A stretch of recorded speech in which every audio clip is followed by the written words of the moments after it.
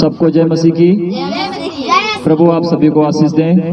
आज Bible study Sunday class में आज हम परमेश्वर के वचन को सीखेंगे। गहराई से हम परमेश्वर के वचन को देखेंगे कि प्रभु का वचन आज हमें क्या कहता है। और इस तरह से जब हम सीखेंगे, सच्चाई जब हमारे साथ रहेगी, परमेश्वर का वचन हमें प्रबल करता है। शिक्षाओं में हम जब बढ़ते हैं तो हम अच्छे ज्ञान से बढ़ते हैं, क्योंकि हमारा प्रभु हमें सही ज्ञान में क्या करता है, प्रबल करता है। आमीन। तो आज हम भजन संहिता की पुस्तक से देखेंगे।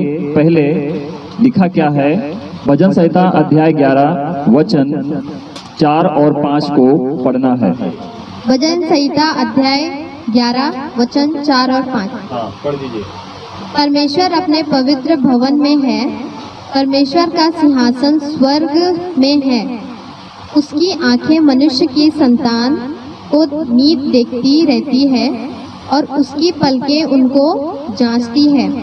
यहोवा धर्मी को परखता है, परंतु वह उनसे जो दुष्ट हैं और उपद्रव से प्रीति रखते हैं अपनी आत्मा में घृणा करता है। तो आपने जो वचन पढ़ा तो हमें क्या पता चला? जब हम भजन संहिता की पुस्तक को पढ़ते हैं, अध्याय 11 वचन 4 और 5। भजन संहिता की पुस्तक को लिखने वाला कौन है? दाऊद है।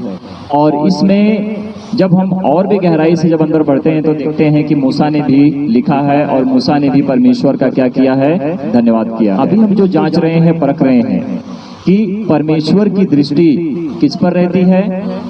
अगर हम परमेश्वर के धर्मी हैं, आप परमेश्वर के धर्मी हो, तो परमेश्वर की दृष्टि, परमेश्वर के धर्मियों पर परमेश्वर की दृष्टि क्या रहती है? लगी रहती है। परमेश्वर उन्हें जांचता है कि मेरे धर्मी मेरे हैं या फिर संसार की रीति से काम कर रहे हैं और वो संसार के पीछे चल रहे हैं। तो जब हम संसार की रीति से थे तो हम परमेश्वर के धर्मी नहीं थे। हम संसार की रीति से, अगर हम संसार के ऊपर नजर डालते हैं तो हम शैतान पर निर्भर थे। प्रभु यीशु मसीह ने क्या कहा था? तुम अपने पिता से हो, मैं अपने पिता से हूँ। प्रभु यीशु मसीह ने इस तरह से क्यों कहा कि तुम अपने पिता से हो, मैं अपने पिता से हूँ? कहने का मतलब है कि प्रभु यीशु मसीह संसार के बीच में थे, है ना? प्रभु यीशु मसीह संसार के बीच में थे, परंतु वो अपनी पिता की तरफ से बात करते थे। और जब हम पृथ्वी के ऊपर होते हैं तो हम अपनी पिता की ओर से बात करते हैं। तो पृथ्वी का प्रभु शैतान है, जो संसार पर प्रबल है और संसार को अंधकार में डालकर रखा हुआ है।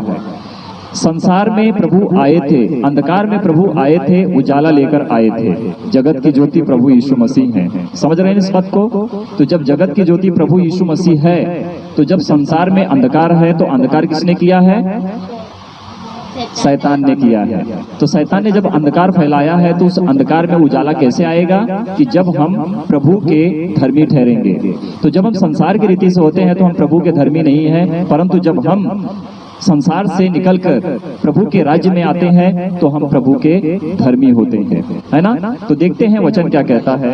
जब हम 4 वचन को पढ़ते हैं, यहाँ पर लिखा है, परमेश्वर अपने पवित्र भवन में है, परमेश्वर का सिंहासन स्वर्ग में है, उसकी आंखें मनुष्य की संतान को नित्य देखती रहती है और उसकी पलकें उनको जांचती हैं।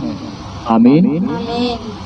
तो आज हम यहाँ पर 2 लोग हैं, 4 लोग हैं, या 5 या 6 लोग हैं, तो प्रभु का वचन कहता है, प्रभु यीशु मसीह कहते हैं कि जो कोई मेरे नाम से 2 या 3 जन इकट्ठे होते हैं तो मैं वहां पर क्या रहता हूँ? उपस्थित रहता हूँ। तो अगर हम यहाँ पर सीख रहे हैं परमेश्वर के वचन को, तो यहाँ पर प्रभु उपस्थित है, क्योंकि वो हमारे संग है।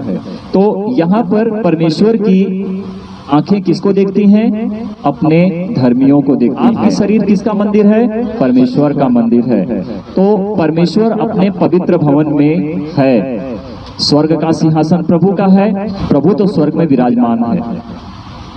आई बात समझ में? पर जब हम प्रभु को पुकारते हैं, प्रभु स्वर्ग से नीचे आता है, अपने पवित्र भवन में आता है। आई बात समझ में? सीख रहे हैं ना इस बात को? तो लिखा है कि परमेश्वर अपने पवित्र भवन में है, परमेश्वर का सिंहासन स्वर्ग में है ना? और परमेश्वर की आंखें अपने धर्मियों को देखते रहते हैं। हाँ? तो परमेश्वर का धर्मी कौन है?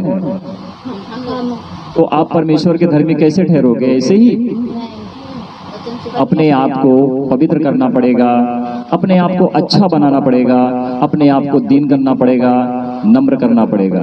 परमेश्वर की बातों को सुनकर उसके वचन का पालन करना पड़ेगा। परमेश्वर ने जो व्यवस्था दी थी पुराने नियम में, प्रभु यीशु मसीह ने कर दी नए नियम में। क्या? पूरी कर दी। तो हमें व्यवस्थाओं को देखकर समझना है और आज्ञाओं का क्या करना है? पालन करना है। प्रभु आपको सभी लोगों को आशीष करेंगे। तो आप परमेश्वर के धर्मी कैसे ठहरोगे? संसार की रीति से जियोगे और कहोगे कि प्रभु यीशु मसीह महान है, तो परमेश्वर के आप धर्मी नहीं हो, क्योंकि परमेश्वर की आंखें नित दिन मनुष्य को क्या करती हैं? देखते रहती हैं कि वो करते क्या है, कहाँ पर? इस पृथ्वी के ऊपर, है ना। परमेश्वर का सिंहासन स्वर्ग है, ठीक है। परमेश्वर का भवन क्या है? पवित्र है। और इसी शरीर में, अपने मंदिर में परमेश्वर क्या करेगा? प्रवेश करेगा। आमीन।